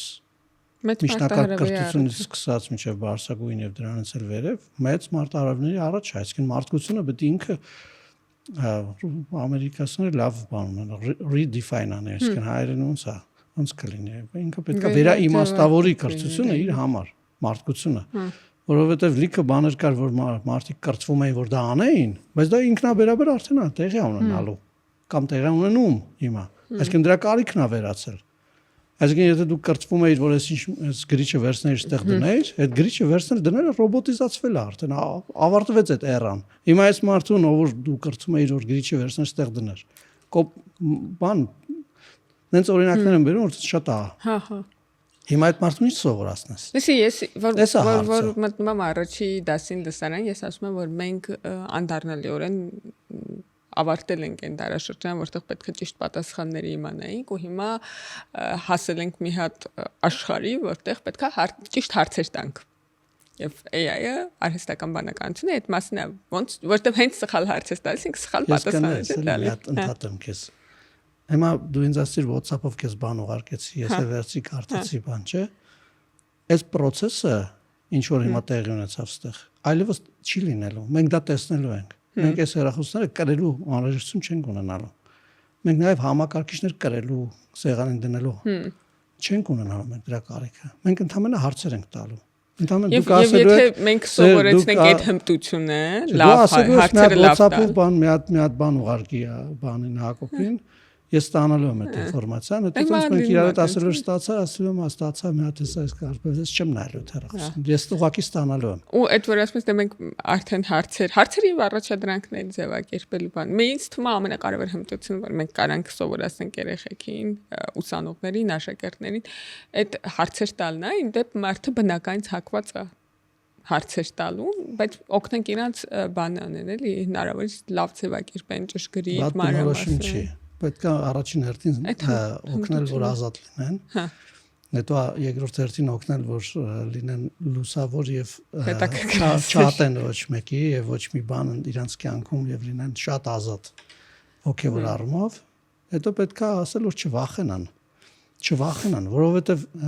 մի հատ ուրիշ բան էլ ասեմ, որը տեղի ունենալու, չգիտեմ, մենք կտեսնենք թե չէ, կարծում եմ մեզանից նրանք ովքեր երկարակյաց են կամ երիտասարդ կտեսնեն։ Ասենք օրինակ մարդիկ ուղևորվելու են առանց ֆիզիկապես իրանց ներկա մարմինը տեղաշարժելու։ Այդ մասին մի հատ կներես էլի ընդհատեմ ասեմ, դու սրանից մոտ 2 տարի առաջ էլի պատմել ես։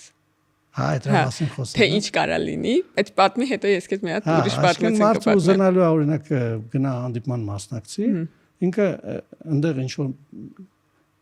մարմին գնալու է այդ հանդիպմանը մասնակցելու է ամեն ինչ իրան 3D մոդելը, հա։ Այն ինչ որ հիմա մենք տեսնում ենք բաների համերգներին տրյուկներ անող այդ ռոբոտները, իրանք վերածվելու են ավելի ու ավելի մարդկային մարմնի։ Եվ իրանց դու կարող ես կառավարես։ Քո մարմնի շարժումները։ Քո անձով կարողանալու ես կառավարես ուրիշ մարմին։ Եվ այդ ոնց որ ասենք օրինակ ճանապարհորդում ես մի հատ մեքենա ես վարձում քշում ես տենց առանց ճանապարհորդելու վարձելու ես իրան տանես այդ հանդիպմանը մասնակցի հետ բերես դնես լավ իա ծեփականատիրոջը հանձնես ու ազատվես գնաս քո գործերով մենք ոչ Չինաստան մենք դու ես բանը այնտեղի մանավանդ 3D մոդելների հետ հարաբերվելուց հետո ես պատմություն պատմեցի որ հնարավոր է դու մենք կարողանանք հերվից կառավարել մի հատ ուրիշ մարմին եւ զգացողությունները ճշգրտորեն փոխանցվի։ Ես չգիտեմ լրահոսին հետևում ես թե չէ, բայց երևի մոտավորապես մի 3 շաբաթ առաջ կամ մի ամիս առաջ մի հատ վիրահատություն տեղի ունեցավ Իտալիայից Չինաստան, որտեղ ամենամեծ հաջողությունը ստեղ որն էր, որ վարքյանների ճշգրտությունը պահպանվել էր։ Մարդը կամ Իտալիայից Չինաստան կամ Չինաստանից Իտալիա հիմա չեմ հիշի, այսինքն հեռավորության վրա 8000 կիլոմետրի վրա, եթե չեմ սխալվում, բժիշկը շարժումներ էր արել ու վիրահատել էր բանը, նույն кейսը, որը արհեստական է դրված, որը բնականորեն ռոբոտը փոխանցել էր մարդու մարմնի վրա ու քանի որ ճշգրիտ էին ստացել վարքյանները, այդ վիրահատությունը ամբողջությամբ հաջողվել էր, այսինքն մարդու ձեռքերը փաստացի այդ քո ասած ճամփորդությունն էին արել ու ես այդ բանը լուրը որ այդ պատմությունը որ կարդում էի հիշեցի քո այդ ասած դրվագը որ կարանք մենք այսինքն այդ մարդու ձեռքերը փաստացի ճամփորդել են չգիտեմ այդ լուրը կարդացել էր թե չէ բայց սա տեղի է ունեցել ժամ տարածության 8000 կիլոմետրի վրա ինքը նույնիսկ միլիվարկյանի խախտում չէր եղել էլի ինքը իր վիրահատությունը իդեալական արել էր ու եթե վիրահատությունն է լինում պատկերացնում ես ինչ մանրակրկիտ աշխատանք է այսինքն դա ոչ թե հանդիպում է ինչպես դու ես նկարագրում ոչ թե սփիչ է այլ վիրահատություն է փոխանցել էլի այդ ձեռքերի միջոցով ինչ նշանակում է որ մենք արդեն հասել ենք որ ասում ես մեզանից երկարակյացների այլն մենք արդեն այդ երկարակյացներն ենք եւ շատ խելահեղ ռիթմով ազարգամ աշխարհը եւ նաեւ քանի որ հիմա ես պատկերացնում եմ էլի մարդկանց սրտերում եւ հոգիներում ինչ ալեկոծություն է, ուզում եմ նախ ասեմ, որ ես ինքս սիրում եմ հնարավորություններ, բայց սիրում եմ նաև պատասխանատվություն եւ այս ամեն ինչը պիտի պատասխանատու զարգանա։ Եվ միանշանակ գիտեմ, որ հաստատ զարգացումը անկասելի է, կասեցում չկա այդ զարգացմանը, բայց նաև գիտեմ, որ շատ ուժեր կան, որոնք ոչ մարդկության շահերից եւ ոչ այնքան բարի ուժեր են, ուզենալու են դա օգտագործեն մարդկությանը ստրկացնելու համար։ Այսինքն տենց շատ մեծ չհնչի, բայց դա տենց է։ Ցանկացած զարգացում է այդպես։ Ցանկացած համակարգ է դեպ այդպես հաշկների սավառած գիտենք, էլի, ասենք այն ուժերը, որոնք որ պիտի լուսավորություն առաքեին, ասենք ստրկամտություն եւ վախ են առաքել, որ կառավար են։ Այսինքն լուսավորյալ ուժեր պետք է լինեն, իրանք տենց սուրբ մարդիկ պետք է լինեն, հասկանում եք։ Ինչ որ մենք տեսնում ենք մեր առօրյայում, էլի, այսինքն դա կարա տեղի ունենա, իհարկե կարա, բայց ես ուզում եմ ասել, որ դա մեր որոշումն է։ Մենք ենք դրա համար պատասխանատու։ Դուք, այսինքն դուք ով որ հիմա ինձ նայում է եւ լսում է, ասում է, ինչ ասում, այստեղ է նորմալ տեղ է ասում։ Ինչա նշանակում մենք նստենք մեր ավատարը դուրս գա գնա հանդիպման, ասենք դա ինչ է։ Ես ասում եմ, որ դա տեղի է ունենալու, որովհետև մարդիկ ուզում են ավելի արագ ճամփորդեն։ Դրա համար է տեղի ունենալու։ Ոնց որ պուլտը ստեղծել են բան հեռակառավարման վահանակը, որովհետև տեղներից չեն ուզում գնան հեռուստացույցի ալիքը այն ժամանակ բաներ, չէ՞։ Հա, կնոպկեքով փոխ։ Չեն ուզեցել անեն, դրա համար հեռակառավարման վահանակ են։ Լավ վատ են արել։ Չէ, լավ են, չէ՞ արել։ Բոլորս օգտագործում ենք, չէ՞։ Կամ Skype են ստեղծել, որ իրանց հարազատները չփեն, վատ են արել։ Չէ, լավ, իրաց դեմքը ճամփորդում է, չէ՞ հիմա։ Հիմա որ դուք ուզում եք ձեր հարազատի հետ շփվեք, ձեր դեմքը ճամփորդում է, ոնց եք դուք դրա հետ ապրում։ Եթե դուք դիսկոմֆորտ եք զգում նրանից, որ ձեր մարմինն է ճամփորդելու, այսինքն ոչ ձեր մարմինը, ձեր մարմնի բանը։ Ավատարը։ Դա տեղի է ունենալու, բայց արդյոք կան ուժեր, որոնք կարող են դա ի վնաս օգտագործել։ Կան, բայց մենք պիտի իմանանք, սովորենք, տեղյակ լինենք, չվախենանք, որ թույլ չտանք, որ տես բան տեղի ունենա։ Մեր հետ հանգարց մեզ չստրկացնեն դրա արդյունքում։ Այդ թվում նաև պաշտպանական տեխնոլոգիաները ճիշտ զարգացնենք, այսինքն երկրի սուվերենությունը պահելու համար տարածքային ամբողջական, այսինքն որ դու չիմանաս դա ինչ է, ո՞նց ես պաշտպանվելու։ Իսկ դու պետք է ամերիկացիք ասում են ֆրոնտիերում լինես, դիմացը, pioneering պետք է ունենաս։ Առաջ դիմացը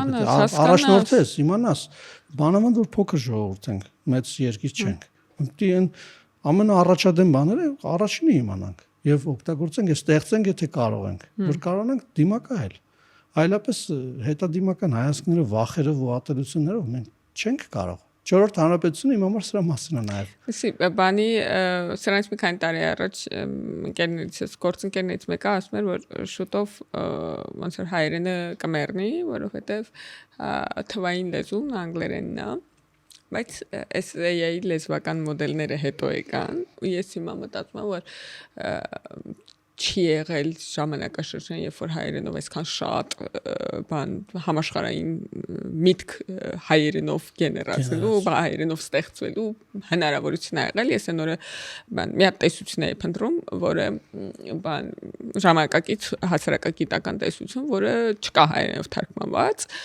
ու տարբեր տեսաբանների մեկնաբանություններ բաներ AI-ի միջոցով ոնց որ գտա ինքը ձևակերպեց, որոշներ թարգմանեց, գտավ, բերեց, բան այդ հոդվածները տարբեր հեղինակների եւ այլն, այդպես շատ երկար խոսեցի այդ էլի տեսության շուրջ ու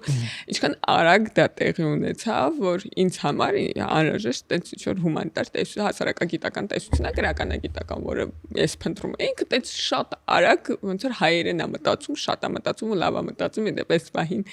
լավագույն հայերենը Gemini-ն է ամեն դեպքում հիմա մտածում, ոնց որ սրանց մի տարի առաջ ես բոլորին կլոդ էի խորհուրդ տալիս, բայց հիմա Google-ը իհարկե բան արել, գերազանցել է այդ առումով, այդ հայերեն տեխնիկապես շատ լավ է։ Ինձ գլուխներով առաջ ես ասում։ Նայ չի որ ես ամեն օր տես ակտիվ օգտագործում։ Նույնիսկ Gemini-ն կարող է ընդհանրապես հարստված չլինի, ասկան։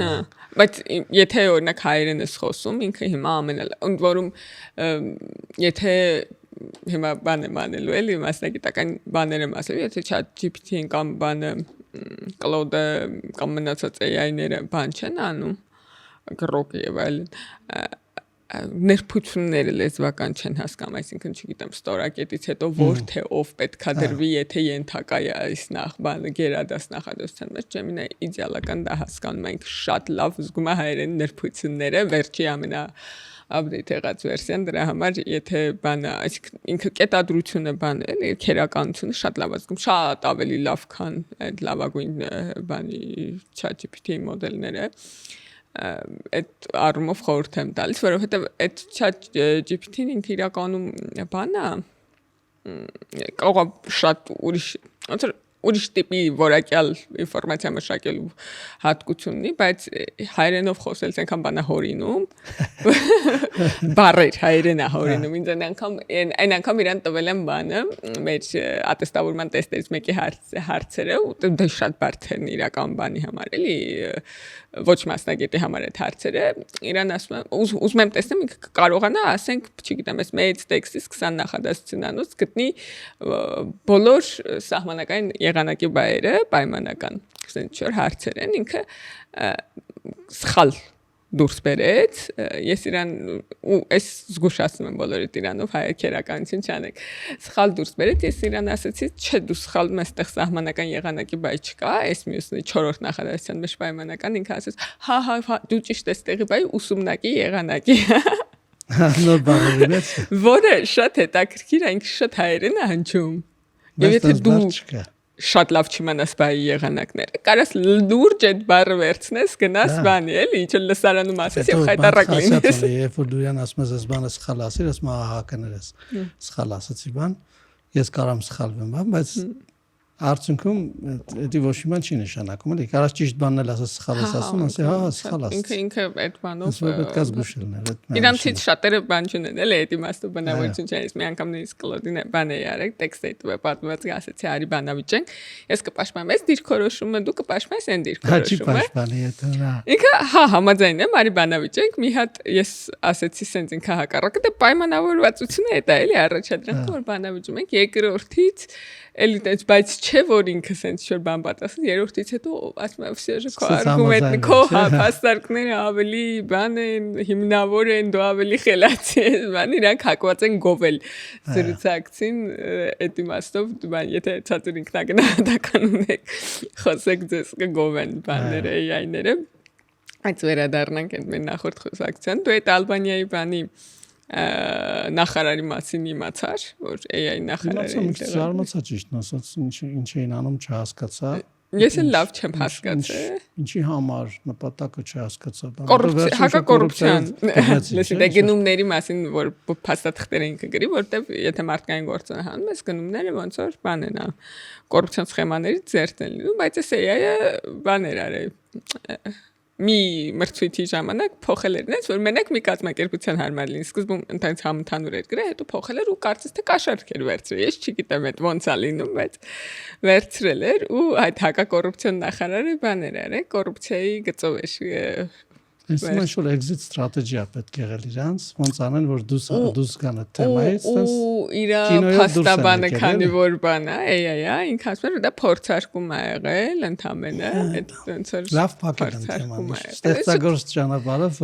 շատ հետաքրքիր AI նախարարին հանել են գործից։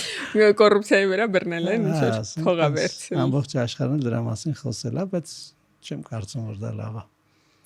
Ամեն դեպքում Ալբանիայի համար ես լավ կարծիք չունեմ, ամենևս այդ էքսպերիմենտի համար։ Այսինքն բանը ամեն դեպքում SAI-ներին բոլորին տրված է էթիկական սահմանափակումներ ունենալու հանձնարարություն, որոնցից մենք ենք օգտվում, բայց իրականում իրանք չունեն էթիկա։ Ու հնարավոր է, եթե դու իրան հանձնարարես, օրինակ այնպես մի հատ կոռուպցիոն սխեմա գծել,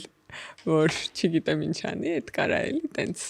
բաներ անի, որտեղ ինքը բնականից եթե կարելի է արհեստական բանականության բնական բան ասել բնականից էթիկական սահմանափակումներ չունի։ Նույնն է ինչ որ ասես որ մեքենան ղեկին նստես գազդաս մարդուն զանաս գցես տակը գցի։ Իստում է։ Չէ, բայց հիմա իրան ստեղծողներն են ռադարներ, որոնք հենց մարդուն տեսնեն արգելակի են կտրում, բայց այդ ռադարը կարող չաշխատի, ասենք։ Օրինակ ես մի հատ տենց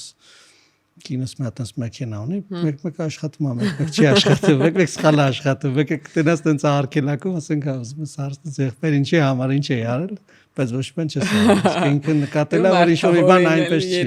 Եվ ասենք կարող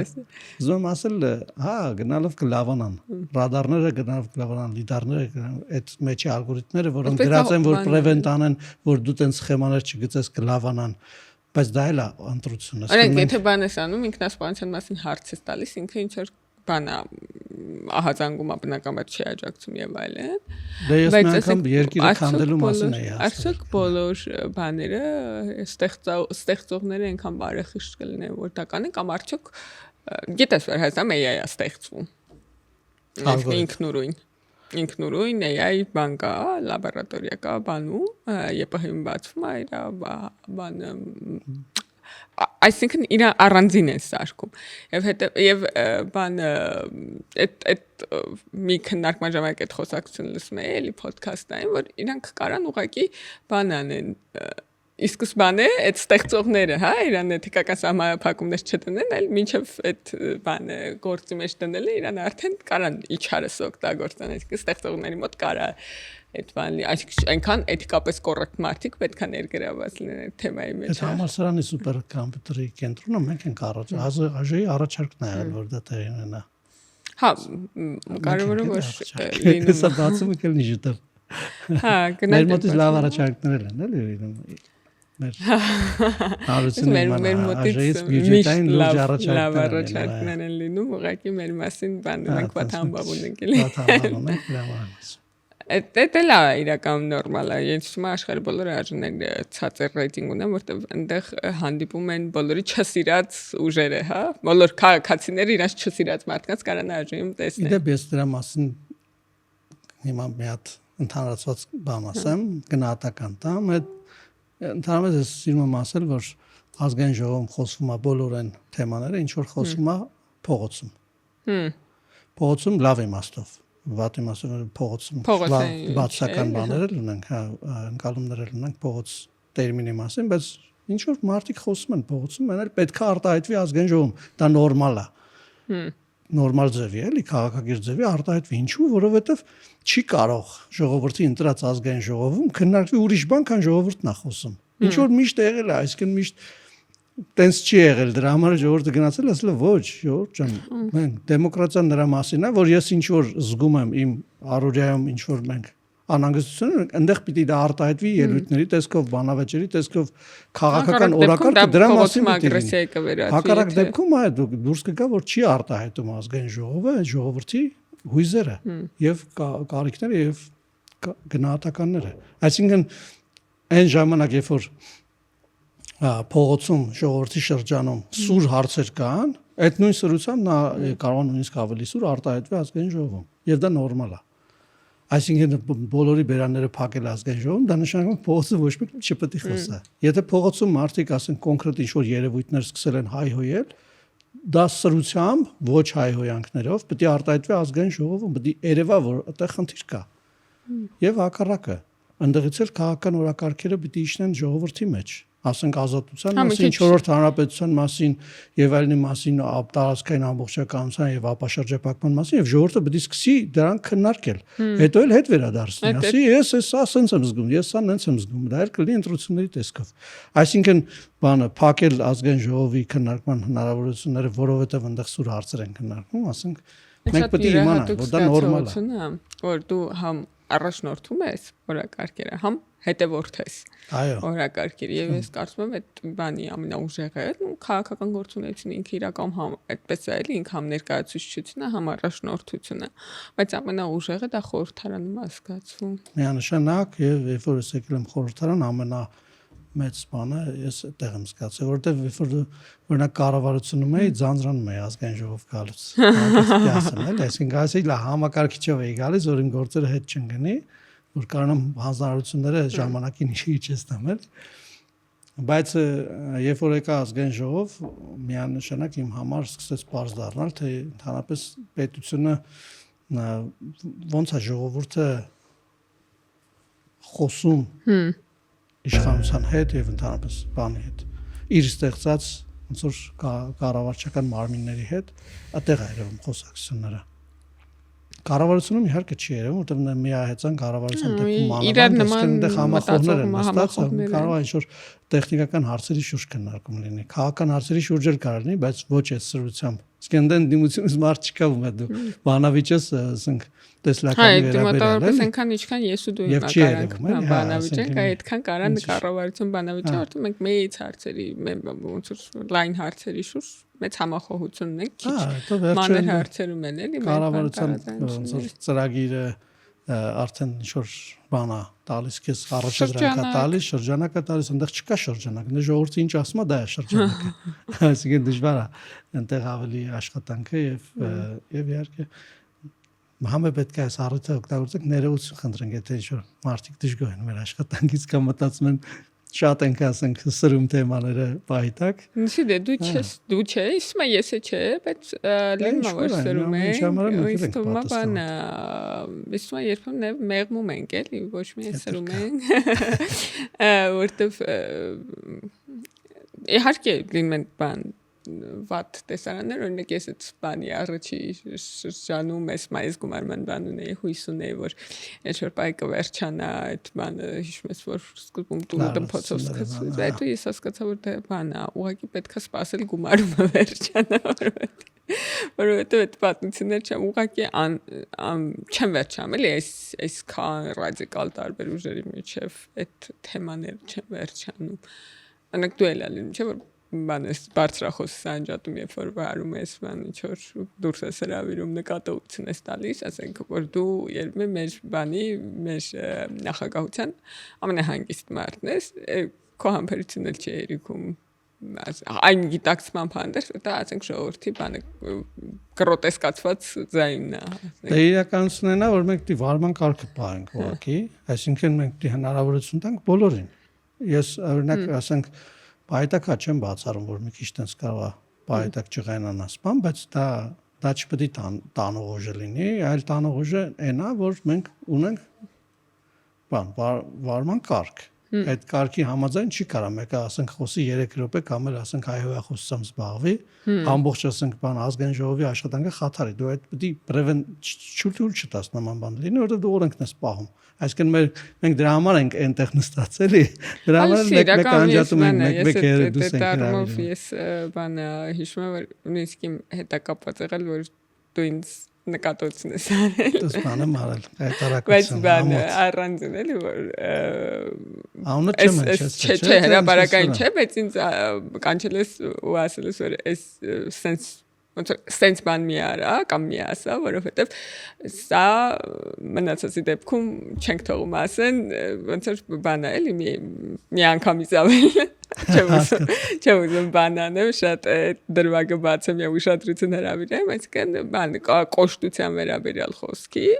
բնականաբար հայհոյանքի չի հասել դեռևս,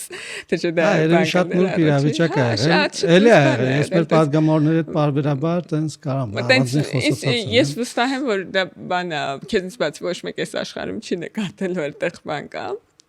Անդիմության հետ էլ դեպք այդպես խոսում։ Ասում եմ, որ մի արեք, որ պատասխաններ չստանաք, որտեղ մենք վարման կարգի համար ենք պատասխանում։ Այս կողմից լինի, այն կողմից լինի, ես չեմ կարող ասեմ, այս մի խմբակցության պատգամավորին ասեմ դու սա, ասա, այն մյուսին ասեմ դու սա մի ասա, նույն ճշգրիտն է իմ բանը, այդ տենց իրավիճակ էր էլի։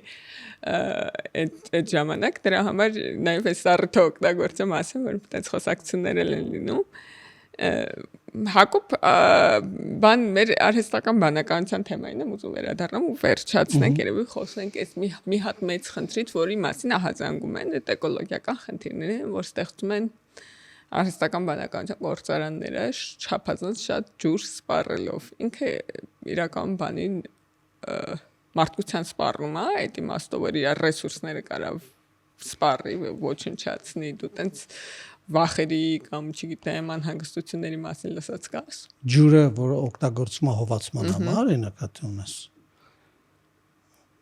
Ես չեմ կարծում, որ այդ աստիճանից ավելի ջուր է օգտագործվում, դա։ Ճիշտ որ ասեմ, առաջին անգամ եմ լսում, անկեղծ։ Ես ասում եմ, որ օրինակ այդ մեծ բան AI գործարանների համար շատ է ջուր է օգտագործվում, միանշանակ ընդ որում դա սովորական ջուր չի, ծանր ջուր է, որ կարողանան հովացնել։ Իդեպ էս որ այն հարցես քո առաջացած առաջի խնդիրը ասա, որ այս հարցես քո առաջացած առաջի խնդիրը որն է ինքը ջուրն է ասում։ Ջուրը իդեպ փոխարինելի բան է հովացման համակարգերում։ Երևի ամենաեժանը ջուրն են գտել, դրա համար են ջուր արել, վաղը մսոր որ հնարավոր լինի, ուրիշ հեղուկներ էլ կարող դառնալ։ Հազարումի հովացման համակարգ կա էլի, բայց ես ուզում եմ ուրիշ բան ուզում ասեմ։ Ես վերջերս Silicon Valley-ի գնացել, Open Compute project, տենց մի հատ OPC summit կա, որտեղ ներկայացված են AI-ով զբաղվող բոլորը։ Ես առաջին անգամ եմ այդ summit-ին գնում, ինձ հրավիրել էին, գնացի Իդեպ CEO-ն էլ հայ է։ Ինքը համաշխարհային բան է, էլի, տենց երևույթ է այդ summit-ը։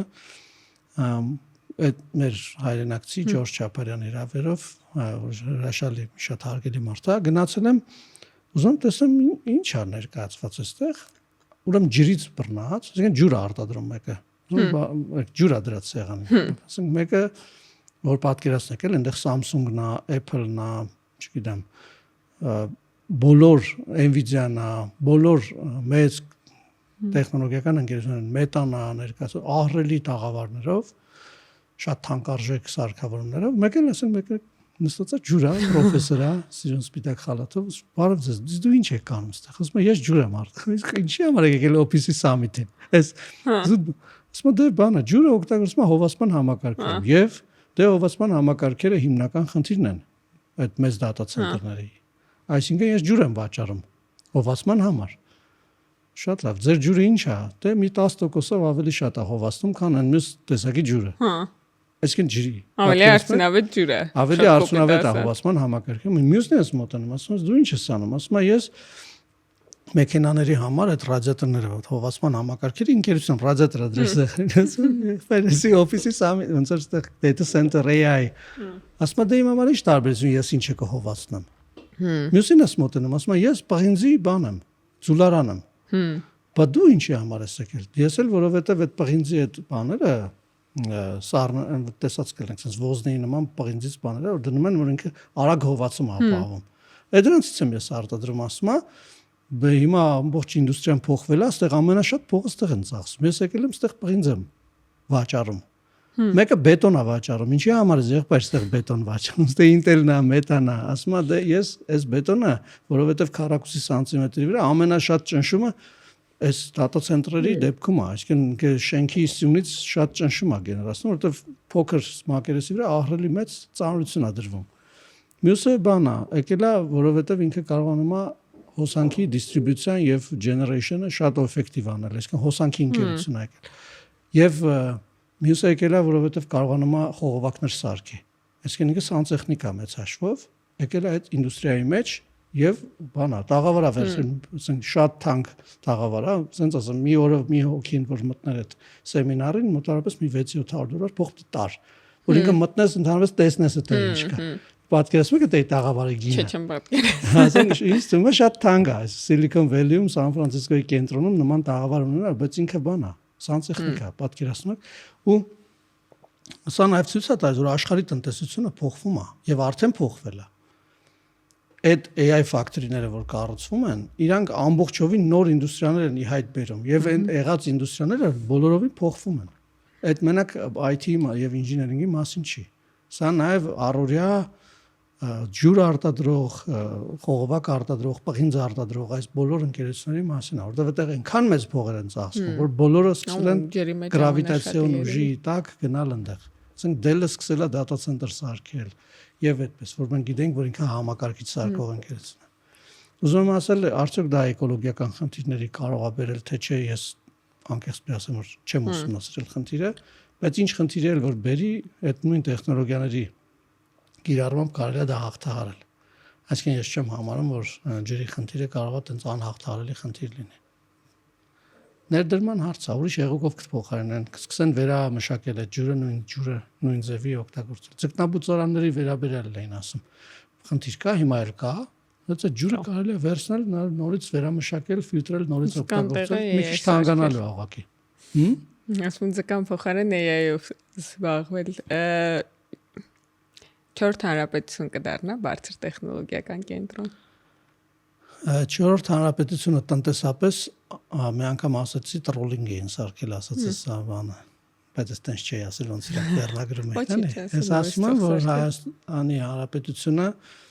ամենամեծ մրցակցային առավելությունը ունի տեխնոլոգիական ոլորտում։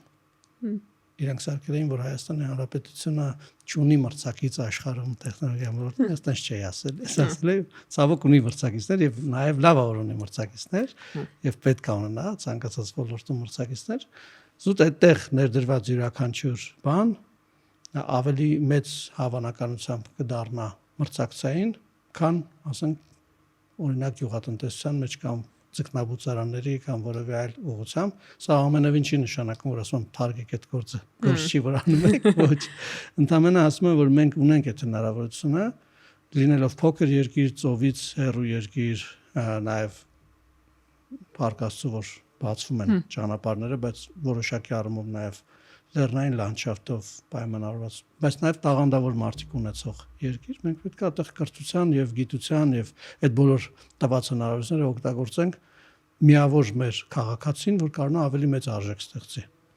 Ես կարծում եմ կլինի տեխնոլոգիական երկիր 4-րդ հանրապետություն։ Հիմա ավելի գործնական քայլեր են արվում, չէ՞, ավելի շոշափելի է դառնում այդ հնարավորությունը, այս վերջին շրջանում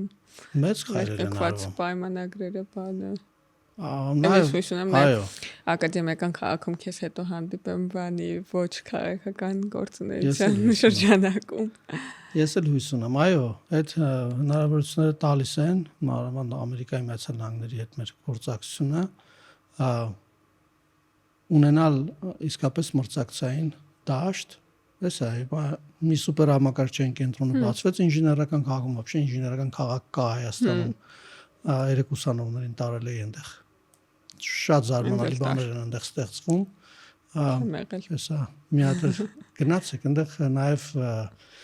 տիեզերքի թանգարան կա զարմանալիորեն դուք կտեսնեք այնտեղ սարքեր, որոնք որ տիեզերքում են եղել եւ վերադարձել են, այնտեղ կիսավառված էլեկտրոնային սարքեր, կապսուլաներ աշխարհում առաջիններից են եղել, որ ընդհանրապես տիեզերք են գնացել այդ սարքերը, այնպես բոլորին էլ խորհուրդ կտամ գնալ, մանավանդ դպրոցականները, ուսանողները շատ մեծ հաճույք կստանան, էլեկտրոնիկայի թանգարան կա Հայաստանում ստեղծված էլեկտրական գիտարներով ու բանը դաշնամուրներով ու ամեն ինչով, որոնք ժամանակին արտադրվել են, տարբեր տեսակի հազարավոր բաներ կտեսնեք եւ կզարմանաք, օպտիկական սարքեր, էլեկտրոնային սարքեր եւ իհարկե քաղաքը ինքնին Հեսա սուպեր համակարգչային կենտրոնը բացվելու համալսարանի, որ արդեն AI factory է ըստ էության։ Մի քիչ ուշացավ իհարկե։ Մի քիչ չէ, բավականին ուշացավ, բայց ոչինչ։ Դա էլ գնումների մասին հարստական բանականության քիչ հարցեր են երևի տվել։ Ինքը իր խորհուրդներից պետք է օգտվել ավելի լավ գնումների համակարգեր ունենալ։ Շնորհակալություն Հակոբ, շատ հետաքրքիր խոսակցություն ստացվեց։ Իմ կարծիքով չգիտեմ ոնց կգնահատեն մեզ դիտողները։ Արի վերջում նորից խնդրենք մեզ բաժանորդագրվել լայքեն մեկնաբանեն քո ասած այդ բանը վախենալու մտքերին արձագանքեն վատ բաներ են լսել թող ասեն ես կընդունեմ դու պատասխանի հա խոստամես որ հետո բանկաս լայվ կոմենտ հանգած չմտածեք ես էլ ունեմ մտավախություններ ինքս այսինքն ես որ պատկերացնում եմ օրինակ իմ ավատարը պիտի գնա հանդիպման դիսկոմֆորտ եմ զգում մի ավատարը ձեռներեցությամբ զբաղվում ես քաղաքական ես պատրաստ եմ ես կտամ փողը կառնեմ իմ տոմսը կգնամ տո իմ աչքերով գնամ նստեմ Նյու Յորքը տեսնեմ ենթադրենք չգիտեմ ես էլ նենց չի որ ամբողջությամբ կոմֆորտի մեջ եմ բայց այդ նույն հարցը եթե տային մարդուն որ պետք է վիդեո քոլ աներ իր հարազատին տեսներ աշխարհի մյուս ծերը այդ ժամանակ եթե այդ հարցերը քննարկվեն նույնս դիսկոմֆորտն ենք մենք ունենալու բայց երբ որ արդեն առարկայականը մարդիկ արդեն կարոտից չեն խեղդվում որ իրենց հարազատին չեն կարողանում տեսնել եւ արդեն տեսնում են իհարկե էկրանի մեջ ցավոք սրտի որտեղ հնարավորություն չունեն չէ մարդիկ ասենք բոլորը չի որ կարան գնան ասենք իրենց բարեկամներին տեսնեն գան բայց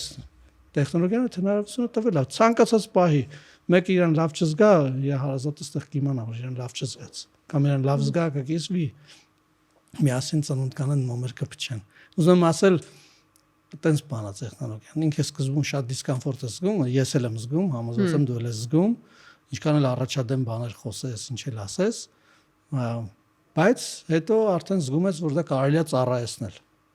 ծառայեցնել, այդ մտադրությամբ լիքը պետք է բաներ, վերաբերվել բարուն ծառայեցնել, առաջընթացին։ լավ գործեր անելուն ծառայեցնել քո աշխատանքի Մանավանդ մեջ։ անկասելի առաջընթացին եւ զարգացման միշտ այդ մտադրությամբ պետք է մոտենել, որտեղ իրան արգելակել է բանը անմտությունն է եւ անհեռատեսություն։ Եվ հետո դու չես կարա, դու պետք է անես բաներ, որը կարաս անես, որ չես կարա անես, անիմաստ է դրանով զբաղվել, այսինքն կարելի է զարգանալ, որ հետո կարողանալ անել, բայց մի բան, որը դու թիրախավորում ես ու չես կարողանալու անես, եւ հիմա ապրել դրանով եւ բանա, անիծել ամբողջ աշխարհին, որ դու չես կարողանում դա անես, դա ասենք անմտություն է, դա ճիշտ չի, սիրուն չի էլի։ Պետք է զարգանալ, պետք է անել այն ինչ որ հիմա կարողանում ես եւ այդտեղ արդյունավետ ես։ Զարգանալ հասնել ավելի մեծ բաների, որը եւ իրական Հայաստանի մասին է։ Շնորհակալություն։ Ես եմ շնորհակալ։